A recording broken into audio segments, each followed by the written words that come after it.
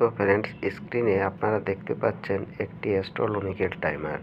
এখানে যে টাইম এবং ডেটটা দেখা যাচ্ছে সেটা রিয়েল টাইমের সাথে ম্যাচ করছে না। এটাকে আমরা রিয়েল টাইমে ম্যাচ করার জন্য এই টাইমটা এবং ডেটটাকে অ্যাডজাস্ট করব। তার জন্য আমরা কি করছি আপনারা ভালো করে লক্ষ্য করুন। এই দেখুন টাইমটা চেঞ্জ করা হচ্ছে। দেখো তো, যেহেতু এখন সময় হচ্ছে 4:42, তাই আমরা 4:42-এ সেটিং করব। যেহেতু এটা 24 আওয়ারে দেখাচ্ছে, তাই আমরা 4:42 নয় 16:42 করলাম।